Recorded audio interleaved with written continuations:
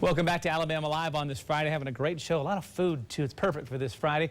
He recently made an appearance on the Today Show, and this morning he is cooking for us. It is fresh, it is local, and boy, does it smell good. Local chef Mark Leslie joins us. Tell us a little about cooking on Alabama Live. And hey, this is great stuff here. And tell us a little about yourself, first of all. And we've all been just smelling it. We actually had one person in the studio. I think his name is DeMarcus Williams, who's actually tested this, and he brought back nothing but an empty bowl. Empty bowl. I've already put it away.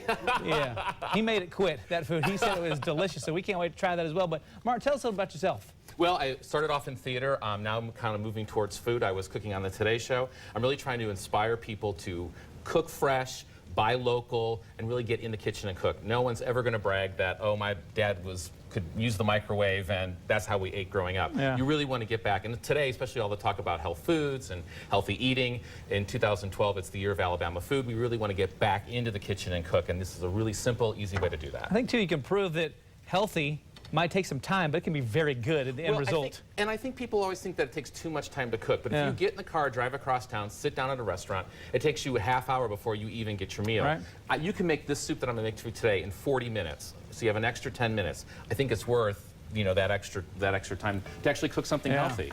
Plus, you can impress some people, too. The spread looks great, lots of colors, a good layout. What are we making today? Okay, today we are making a winter squash and vegetable minestrone, and for the winter squash, I'm going to be using pumpkin.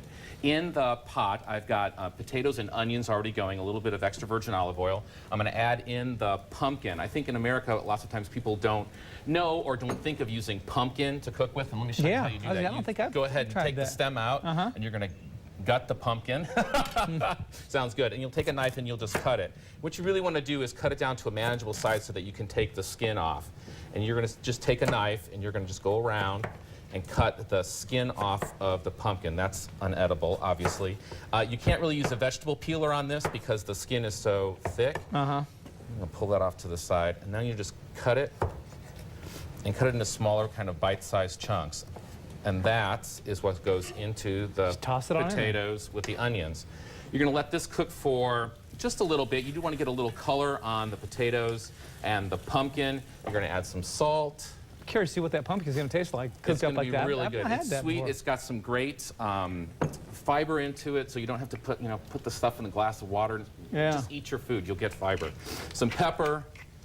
And then you're going to add about a teaspoon of thyme to this. I like the way you just kind of pour it in the hand. That's a teaspoon worth. That's my kind of measuring. You know, who's measuring? No one's going to know by the end. It's all going to be good. Exactly. So you're going to saute that, and then you're going to add chicken stock, about 8 cups. You can make it yourself. I really think that the stuff that comes in cartons is fine. I always go for unsalted or low sodium chicken stock. That just reduces the amount of sodium in your diet, and you can actually control how salty things are. I know in the South we like our salty food. Yeah, we do. Unless you're having lots of whiskey and fat with it, you might as well just... we're leading the nation and not on the depth chart that we want to lead in as far as obesity and stuff like that. So this is a healthy way to do it. We want to let folks know, too, this recipe is going to be on our website. Go to the food page of WSFA.com while Mark is cooking away here. And so we got this started, and you got all kinds of fresh, this is local fresh stuff, right? Yeah, we're going to use collards. You could use cabbage if you don't like collards. You could use kale.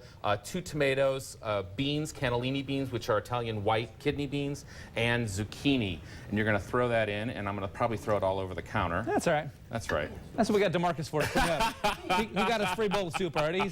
He's got to put in some work. And so you're going to add that in. If you're not used to cooking with collards, it's really easy. You'll take the collard. You're going to break out the stem. Okay. Because this is the tough part, and this doesn't really, this is just really difficult to eat. So you'll take these, kind of cut the stems out. This one's being a little difficult. And then you're going to roll them up like a cigar. I'm learning something. Oh, really? Yeah. Oh, they're really great. I've eaten them before, just never cut them up myself. Yeah, and then you'll stack them. You'll kind of roll them up like a cigar. And then you're just going to chop them into little pieces. I probably wouldn't go quite as fast as you are there due to the fact that I enjoy all 10 fingers. Well, you know, a little fingertip in your soup every now and then. And then you're just going to throw that into the pot. You let this cook down for about 10 minutes, bring it to a boil, let it cook. And then what makes this a minestrone, which in Italian means a big soup. Obviously, this has a lot of ingredients. We're going to add pasta to it. Okay. You're going to take a little pasta in there? Yeah, it's about a handful, about a half a cup of pasta, and you'll put that in. This is ditalini. Ditalini means a little digit or little finger. Pasta in Italian, oops, there's a bean, 2 beans. Pasta in Italy is always named after its shape. So this looks like little digits of a finger. That's why it's ditalini, Ditalini. means little digits. Okay. And you're going to let that cook down 10 minutes. When the pasta's done, it's done. And then you're going to go into the soup. You want to give it a try? Of course. Let me just get this stuff out of the way here. It's, right. I've been smelling it since we There you came go. in the studio. It smells delicious. That's right. I put a little Parmesan cheese on top of it just as a garnish, and then I also put on top of that a little drizzle of extra virgin olive oil. You want to have a little I'm bit not of sure. richness. I gotta keep trying. You got to keep trying? Yeah. I wonder You if just keep on Josh talking. wants to jump in here and get a spoon Still not on. sure. So you're going to put just a little drizzle of extra virgin olive oil on it. Here you go, Josh. Yeah, if Jud's the chief taste tester, I'm sort of the I'm assistant. still not sure. Still not real sure. Mark, you keep on going. What are you going to talk about?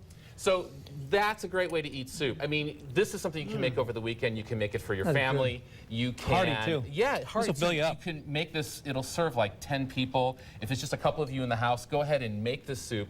Eat that dinner. Take the rest of it, put it in the freezer. 2 weeks from now, you're going to pull it out, thaw it, warm it up, and you're good to go. It's Good, really healthy. a great way to keep eating healthy without thinking you have to, oh, I have to cook again. I have to cook again. Yeah. No, you've cooked once, and now you have 3 or 4 meals coming out of it. And like you said, you get fresh Alabama produce. You chop it up. It looks good. It looks like you really know what you're doing, and the outcome is great. Yeah, it's excellent. And I really hope that people are going to start tuning into WSFA. We're going to keep trying to keep this cooking segment going. I really want to start dialogue on the website. You guys have a great interactive website. And I really want to get feedback from people so that they, you know, we can hear if they're trying this food. I hope they are. What recipes they think are great Yeah. in their family. What do they want to share with other people? Let's start talking about food, about cooking food, about gathering our families around the table. That's the most important thing. That's what food does. What we're doing here right now. Yeah, all we're is- missing is some That's cheers and a family. couple drinks. Yep. Yep. Yeah, I think we'll make this a daily segment. I like it, Mark. Thank you for coming Excellent. in. Thanks. That's what I'm talking about. Thank you. We will see you on Monday, and then Tuesday, and Wednesday, and Thursday, and Friday of next week. Sure, Saturday, no Sunday. problem. That's a Yeah, good deal. right. I'll be in New Orleans with you. There you go. Right. Good deal. We appreciate you coming on. Thanks Thank you. for having me. Right. Again, that recipe is on the website. Give it a try and let us know.